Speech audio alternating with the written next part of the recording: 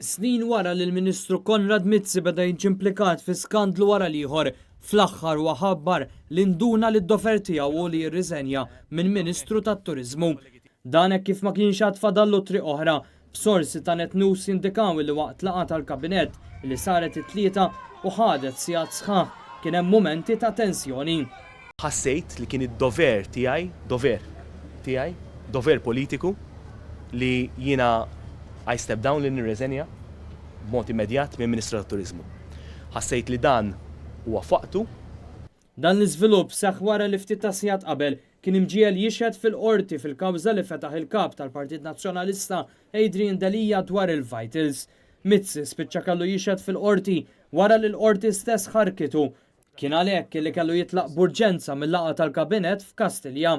Madankollu Konrad Mizzi indika li kien se jkompli jforma parti mill-Grupp Parlamentari Laburista tant li ma weġibx għall-mistoqsijiet jekk hux se jċedi wkoll din il-kariga. Inħares il qudiem li naqdmi id-dmiriet tiegħi fih dan il-Partit Laburista, naqdi id-dmiriet tiegħi wkoll fih dan il-Parliamentary Group Laburista. Konrad Mizzi ħarab ukoll minn sensiela ta' mistoqsijiet oħra fosthom dwar ir-relazzjoni tiegħu ma' Jorgen Fenek. Ma' Chris Cardona għandek taqsam Ministru. Ħadd jirriżenja minn deputat jew ma hemmhekk. Minn deputat. Ma tistix Kellek x'taqsam ma' ktil ta' Daphne Doktor. X'taqsam mal Tito Daphne. Tirrifjuta li kellek xi x'taqsam anyway. Kellmuk il-pulizija brabta mal-investigazzjonijiet. Ġejt nistoqsi mill-pulizija brabta mal-investigazzjonijiet. Meta l-aħħar darba l-tqajt ma' Jurgen Fenek. X'relazzjoni għandek ma' Jurgen Fenek? Għalfejn, kummissarju mhux ħames qarijiet.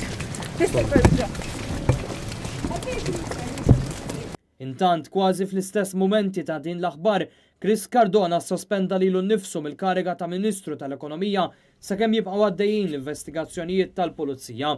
Chris Cardona ma der qatt quddiem Kastilja u jidher li ħarab bil-ġurnalisti billi ħareġ minn bib sekondarju filgħodu qabel il-laqgħa tal-Kabinett u daħal ferm kmieni biex jevita l-mistoqsijiet.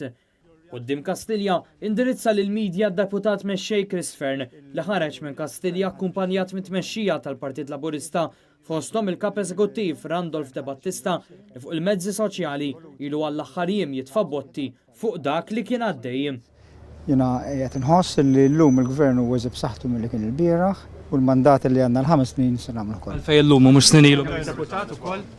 Minnaħa tiegħu il-Prim Ministru ma kummenta xejn waqt li ħareġ fost lajjat ta' folla żgħira li bdiet twaddablu l-flus folots fost lajjat ta' korrott, kriminal u mafjuż.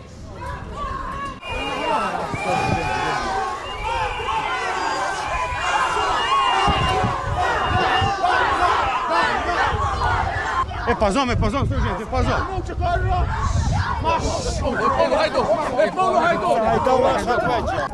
Għal-bdan kollu tispikka attenzjoni qawwija fost l-uffiċjali tal-Partit Laburista bl-ex fotografu tal-Partit Laburista u tal-Prim Ministru Joseph Kamenzuli saħansitra jispiċċa jħebb għall-Pulizija sakemm fortunatament żammew sħabu.